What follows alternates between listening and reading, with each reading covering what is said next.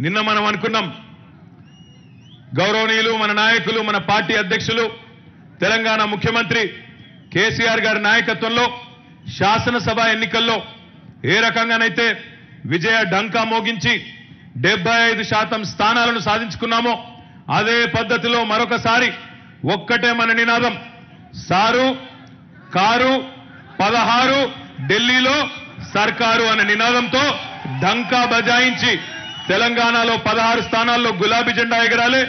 మరొక స్థానంలో మన మిత్రుడు సోదరులు అసదుద్దీన్ ఓవైసీ గారు హైదరాబాద్ పార్లమెంట్ లో గెలిచి 17 మంది పార్లమెంట్ సభ్యుల సహకారంతో రేపటి రోజున ఇక్కడ గోల్కొండ ఖిల్లా మీదనేమో కేసీఆర్ గారు జెండా ఎగరేస్తుంటే రేపు ఎర్రకోట మీద ఎవరు జెండా ఎగరేయాలనో తెలంగాణ ప్రజలు నిర్ణయించే పరిస్థితి రావాలని మనస్ఫూర్తిగా హృదయపూర్వకంగా మీ అందరి ఆశీర్వాదంతో ఆ పరిస్థితి వస్తుందని కూడా నేను బలంగా నమ్ముతా ఉన్నా.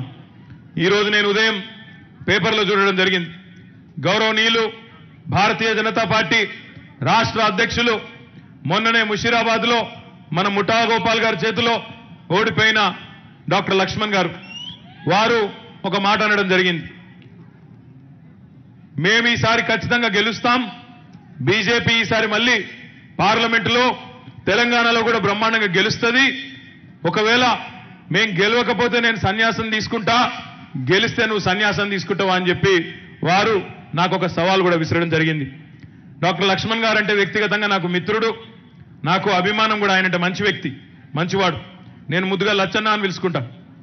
ఆ లచ్చన్న గారికి నేను విజ్ఞప్తి చేస్తా ఉన్నా, పత్రికాముఖంగా చెప్తా ఉన్నా, మా సోదరులందరి ముందు సోదరీమణులందరి ముందు చెప్తా ఉన్నా, లచ్చన్న మీరు ఇదే రకమైన మాటలు హైదరాబాద్ కార్పొరేషన్ ఎన్నికల ముందు కూడా బీజేపీ వాళ్ళు మాట్లాడింది. మేము లేస్తే మనుషులం కాదన్నారు, దేక్ లేంగే అన్నారు, బస్తీ మే సవాల్ అన్నారు. మేము ఆ రోజే చెప్పినాం తెలంగాణ ప్రజల ఆలోచన, ముఖ్యంగా హైదరాబాద్ ప్రజల ఆలోచన వేరే రకంగా ఉన్నది. కేసీఆర్ గారి నాయకత్వాన్ని మాత్రమే కోరుకుంటున్నారు తప్ప మిగతా ఎవరిని చూసే పరిస్థితిలో లేరని చెప్పినాం.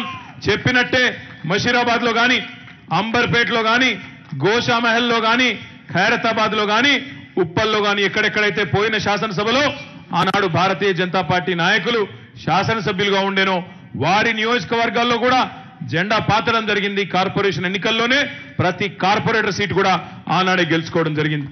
మళ్ళీ శాసనసభ ఎన్నికలు వచ్చినాయి.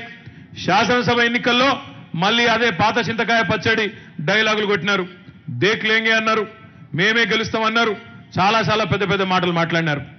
ఆ రోజు కూడా మళ్ళీ దారుణమైన పరాభవాన్ని మూటగట్టుకున్నారు. ఇక్కడ ముఠా గోపాలని ఇక్కడనే ఉన్నాడు, ముషీరాబాద్ లో మొన్ననే గెలిచి శాసనసభ్యుడిగా వారు అడుగు పెట్టినారు. ముఠా గోపాల్ గారికి మెజారిటీ ఎంతైతే వచ్చిందో అంతకంటే తక్కువ ఓట్లు మా లచ్చన్నకు, బీజేపీ లచ్చన్నకు వచ్చినాయి. ఇక అంటే బాగుండదు, ఎక్కువ మాట్లాడితే ఈయన నీలుగుతున్నాడు అంటారు, అహంకారం అంటారు, చిన్నోడైనా పెద్ద మాటలు మాట్లాడుతుండ అంటారు, ఇంకేమేమో అంటారు.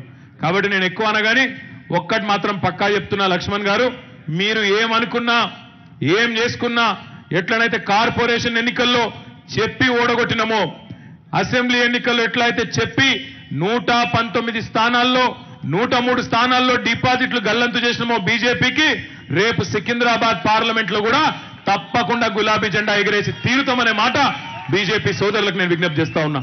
ఎందుకు చెప్తా ఉన్నా ఈ